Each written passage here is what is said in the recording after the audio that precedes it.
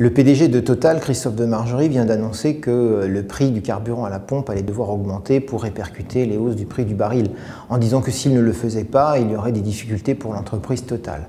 Alors bon, d'abord, les difficultés pour l'entreprise Total, on aimerait quand même un petit peu savoir comment il peut juger une telle affaire dans la mesure où tout le monde connaît à quel point Total et les autres compagnies pétrolières aujourd'hui en France et dans le monde, grâce à cet effet d'aubaine d'un baril qui augmente, automatiquement ont des bénéfices qui sont colossaux de plusieurs milliards d'euros chaque année. Donc ceci est un petit peu étonnant de la part de Christophe Demargerie comme déclaration. Deuxièmement, on sait aussi, et ça participe de ce malaise qui peut être celui des responsables politiques et de l'opinion politique française, on sait aussi que Total, comme beaucoup d'autres entreprises du CAC 40, réussissent par des subterfuges fiscaux tout à fait légaux, malheureusement, à s'exonérer d'une contribution au budget de l'État par un impôt qui devrait être payé comme n'importe quelle PME et qui est payé de manière très réduite. On sait que les entreprises du CAC 40, comme Total, payent environ deux fois et demi moins d'impôts qu'une PME traditionnelle, enfin de petite taille.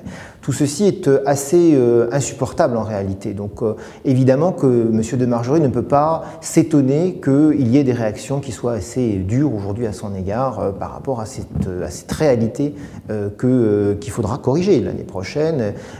Et parce qu'on voit bien que le gouvernement aujourd'hui dit des choses, convoque le PDG, fait des déclarations étonnées sur ce prix, etc. Mais ne fait rien en réalité. Déjà Christine Lagarde avait fait beaucoup d'agitation mais n'avait rien fait derrière. Les discours masquent l'impuissance. Quant au Parti socialiste qui en fait 3 fois trop, bien c'est pareil.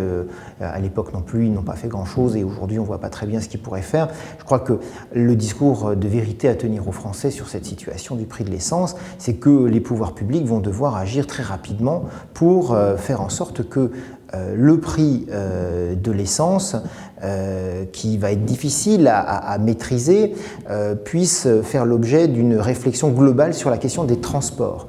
Dans les grandes villes, l'offre en transport public et en transport en commun est insuffisante, un certain nombre de réseaux sont vieux et vieillissants, il va falloir moderniser tout cela.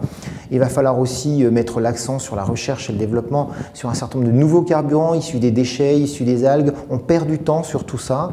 Or, le temps est précieux parce que je pense que dès la fin de l'année, il va y avoir des problèmes très importants pour les ménages les plus modestes à pouvoir payer la facture énergétique.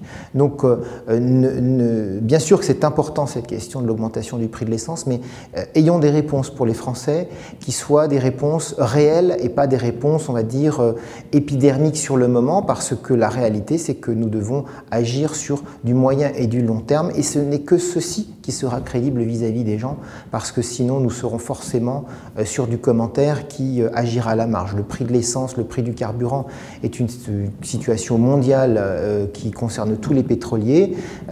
Tous les efforts doivent être faits évidemment pour maîtriser cette situation, mais en même temps, nous devons agir en profondeur sur une politique des transports dans leur ensemble, ce qui ne nous exonérera pas évidemment par ailleurs de demander à ce que les entreprises du CAC 40 payent pleinement et complètement leurs impôts. Mais en tout cas, aujourd'hui, nous sommes dans une situation où il faut être dans la mesure de ce qui se passe et demander en tout cas, au final, dans l'immédiat, une totale transparence sur le prix du baril et sa répercussion sur l'essence. Il n'y a que la transparence, de manière générale, et en particulier dans ce domaine, qui garantira tout abus tel qu'on pourrait aujourd'hui le constater ou le pressentir de la part des grandes compagnies pétrolières.